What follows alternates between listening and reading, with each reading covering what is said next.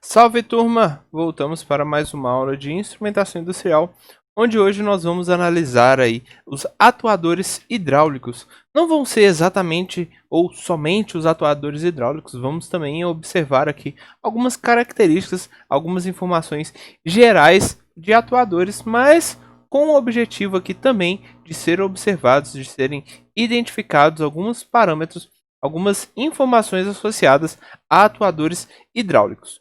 Bom, atuadores hidráulicos, vocês vão perceber que eles são bem similares, são bem parecidos com aqueles também atuadores pneumáticos. Só que existe aí alguma diferença relacionada principalmente ao tipo de material, uma vez que o pneumático ele necessita de ar comprimido, enquanto que o hidráulico ele vai necessitar de qualquer tipo de fluido. Pode ser óleo, pode ser água, pode ser qualquer tipo de fluido, geralmente fluidos líquidos. E aí, a proposta também, assim como no pneumático, o hidráulico ele vai depender tanto da informação associada à pressão, mas também associada à vazão. Então, vocês vão observar que tanto os equipamentos, tanto as válvulas que são aplicadas nos sistemas pneumáticos, eles também são possíveis de serem introduzidos, de serem aplicados nos sistemas hidráulicos. Bom, mas existe uma comparação, uma diferença muito importante de ser observada associando os sistemas pneumáticos com sistemas hidráulicos. A proposta é que existe a lógica de observar a compressibilidade de um determinado líquido ou de algum determinado fluido. O que significa isso? Significa que os líquidos vão apresentar uma variação de deslocamento, eles são muito menos compressíveis do que o próprio ar, o ar comprimido. Então, essa diferença vai trazer também aos fluidos algum determinado ganho aí comparado aos dispositivos pneumáticos. Mas além disso, se a gente observa, por exemplo, a tubulação, a gente não pode considerar que dentro de um dispositivo que possui fluidos que seja um dispositivo hidráulico, ele não poderia, por exemplo, enviar este fluido para o ar para fora. Ou seja, o nosso sistema ele tem que ser totalmente fechado, totalmente lacrado, vedado. E além disso, apesar de apresentar um ambiente totalmente restrito, existe ainda a necessidade de utilização de diversos filtros dentro aí desse nosso sistema para também limpar aquele nosso fluido, limpar aquela nossa água ou também limpar aquele nosso óleo. Então, temos também a necessidade de introduzir filtros dentro desse nosso sistema hidráulico.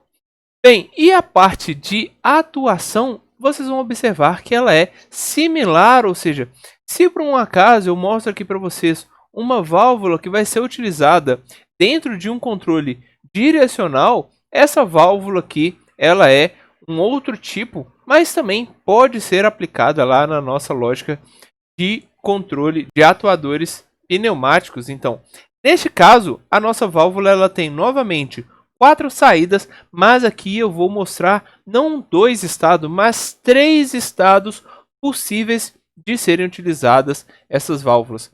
E aí, dentro dessa lógica, olha, eu vou mostrar para vocês como que a gente pode aplicar a proposta de um sistema hidráulico. Então, olha só, se por um acaso temos novamente aquele pistão dentro aqui de um êmbolo, e esse nosso pistão ele é responsável por mover para fora ou para dentro, temos aqui, se por um acaso a nossa válvula fica na posição da esquerda, significa então que o nosso sistema hidráulico vai introduzir aqui dentro desse nosso pistão um movimento para a direita, aqui como é mostrado. Já no caso da posição intermediária, significa que ele vai simplesmente manter aquela posição, ele não vai se mover. Já no caso de a nossa válvula estar na posição mais à direita, então a gente vai ter o movimento contrário, ou seja, a introdução de fluido é colocada do lado direito, de modo a fechar, retrair aquele nosso pistão novamente. Bem, percebam então que neste caso nessa válvula que possui 3 estados, nós conseguiríamos, por exemplo, controlar qual que é a posição deste nosso pistão, deste nosso dispositivo aqui, pivô. E além disso, se a gente está utilizando um dispositivo, uma atuação hidráulica, então a gente sabe que este nosso fluido, a compressão sobre ele é muito menor. Então, apesar de existir, por exemplo, uma força externa aqui, é possível que esse nosso pistão não vá se mover dentro deste nosso êmbolo, como é mostrado aqui, se por um acaso ele manter essa posição intermediária, posição onde ele fica simplesmente paralisado, sem nenhum tipo de movimento. Bem, e além disso, a gente sabe também que, como foi mostrado, alguns dispositivos de serem estudados dentro de instrumentação são também as válvulas industriais.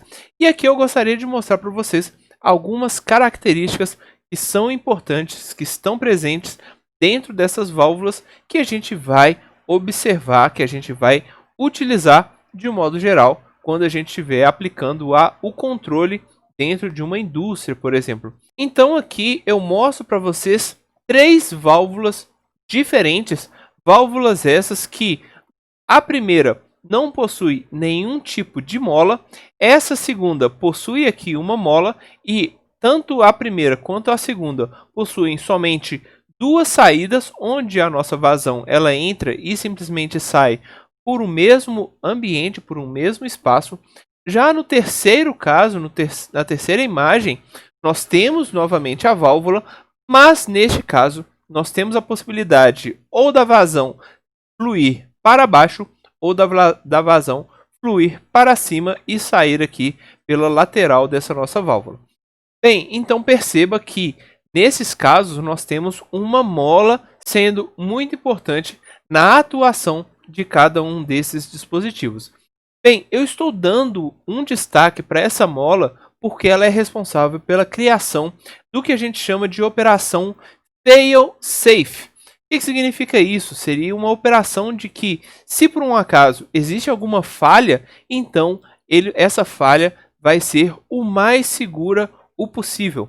E dentro dessa lógica, temos novamente aquilo que já foi falado na última aula: válvulas normalmente abertas e válvulas normalmente fechadas, que a gente chama aí de NA e NF. Bem, mas a fail-safe, a operação fail-safe, ela pode ser um pouco mais além do que simplesmente normalmente aberta e normalmente fechada. Bem, como eu havia dito, a fail-safe, a operação, ou quem sabe também o chamado tecnologia de bloqueio, ela é utilizada principalmente quando, se ocorrer uma falha, é esperado que essa falha não cause outros problemas. E essas falhas são associadas, por exemplo, à falta de energia sobre algum tipo de equipamento, pode ser dada aí através de um pico de energia, por exemplo, ou simplesmente a queda da energia, mas também alguma perda de comunicação ou, quem sabe, perda de pressão quando a gente estiver trabalhando com dispositivos pneumáticos e hidráulicos. E aí percebam que a fail-safe ela não é responsável por manter o sistema seguro. O que acontece é que, se ocorrer uma falha, e vai ocorrer uma falha para que essa operação funcione, ou seja, a fail-safe ela não evita falhas ou não inibe essas falhas de acontecerem. A questão é que, se por um acaso houver a falha, ela vai tentar evitar que outros problemas aconteçam a partir daquela falha que inicialmente foi observada. E nessa operação, a gente tem, na verdade, 4 tipos de operações diferentes, não somente aquela normalmente aberta e normalmente fechada. Nós também temos a operação que define uma atuação indeterminada, ou seja, se por um acaso aquela nossa válvula abrir ou fechar, não é problema nenhum desses 2 cenários, porque o nosso sistema ele simplesmente aceita qualquer que seja uma das operações, tanto aberta quanto fechada dessa nossa válvula. Ou seja, nesse caso, nós estamos simplesmente ignorando, porque qualquer tipo de falha não vai dar problema nenhum nos nossos sistemas. Mas também temos a característica definida como fail last, ou seja, se por um acaso ocorrer uma falha, mantenha o último estado que foi desenvolvido, porque aquele último estado ele vai tornar o sistema ainda seguro.